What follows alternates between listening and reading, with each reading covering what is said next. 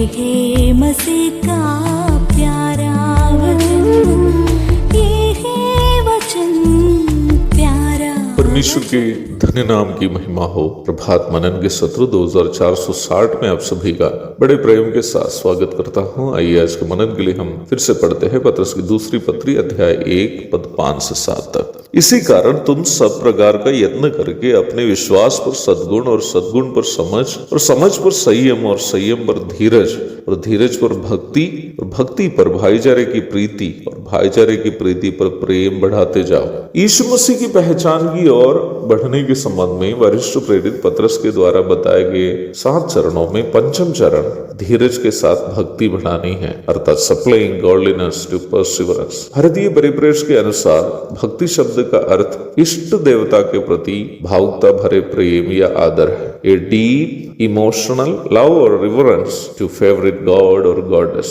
Bible से हम जिस पद को प्रारंभ में पढ़े हैं, निम्न भाग में बताई गई भक्ति प्रभु यीशु मसीह के प्रति एक मसीह विश्वासी के मन में होने का भावुकता भरे प्रेम या आदर को सूचित करती है। प्रभु के लिए जीने के लिए क्यों न हो, या फिर उनकी सेवा या आराधना करने के लिए या उनके लिए कष्ट सहने के लिए हो, प्रभु के प्रति भक्ति अथवा भावुकता भरे प्रेम और आदर हमारे अंदर होना अनिवार्य है।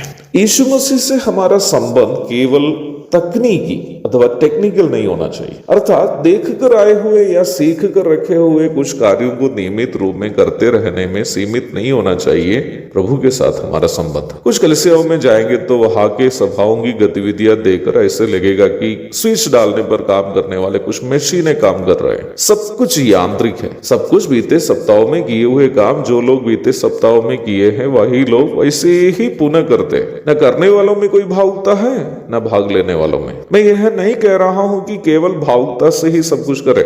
वचन के उपदेश के अनुसार क्रमानुसार सब काम किए जाने चाहिए, लेकिन उससे करने वालों में और भाग लेने वालों में प्रभु के प्रति उनका जो भाव संबंध दिखाई देता, तो उन गतिविधियां और भी अधिक भक्तिपूर्ण होती। आत्मिक स्वभाव में भक्ति इसलिए दिखाई नहीं दे रही है क्योंकि हमें से बहुत सारे लोग जो उसे करते हैं उनका संबंध प्रभु के प्रति भावुकता पूर्ण नहीं है। प्रभु से हमारे अंदर भावुकता भरे प्रेम या आदर नहीं है, इसलिए हमारे द्वारा किए जाने वाले कामों में भी वो भक्ति दिखाई नहीं देती है। प्रेरित पौलुस का जीवन एक भक्तिपूर्ण मसीह जीवन का उत्तम उदाहरण है। प्रभु के प्रति उनके अंदर एक गहरा भावुक प्रेम और वैसे ही एक गहरा भावुक आदर भी था। तकनीकी मसीह जीवन और भक्तिपूर्ण मसीह जीवन के बीच के कुछ अंतर मैं आपको बताता हूँ। तकनीकी मसीह जीवन अथवा टेक्निकल क्रिश्चियन लाइफ हम अपनी सुविधा के अनुसार अपना लाभ के लिए बिताने वाला मसीह जीवन है। समय के अनुसार आत्मिक सभाओं में जाना, सेवाओं में जाने से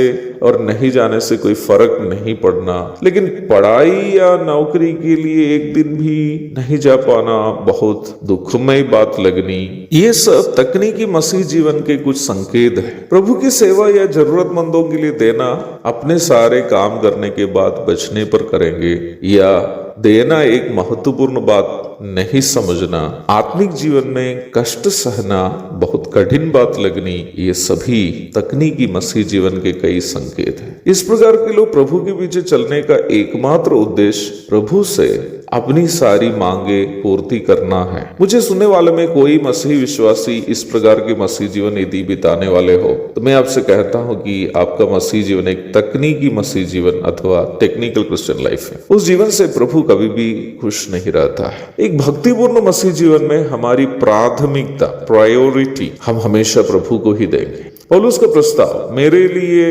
जीवित रहना मसीह है और मर जाना लाभ है, इस वक्त स्मरणीय है। यदि हमारे मसीह जीवन में भक्ति है तो प्रभु के लिए कुछ भी करना हमारे लिए एक कठिन काम नहीं लगेगा। उल्टा हमारे लिए वह खुशी की बात होगी। सभाओं में भाग लेना, सेवाओं के लिए समय अलग करना, प्रभु के लिए देना, प्रभु के लिए कष्ट सहना इत्यादि हमें मिली हुई सौभाग्यताएं समझने लगेंगे यदि हमें प्रभु के प्रति भक्ति होगी। तो विशेषकर धीरज के साथ भक्ति हमें प्रभु के नाम में, प्रभु की महिमा के लिए कुछ भी करने हेतु जोखिम उठाते रहने की प्रेरणा बन जाती है। एक और शुभ दिन की धन्य कामनाओं के साथ आज का मनन में समाप्त करता हूँ। प्रभु आप सबको एक भक्तिपूर्ण मसीह जीवन बिताने के लिए सहायता करे। आमीन।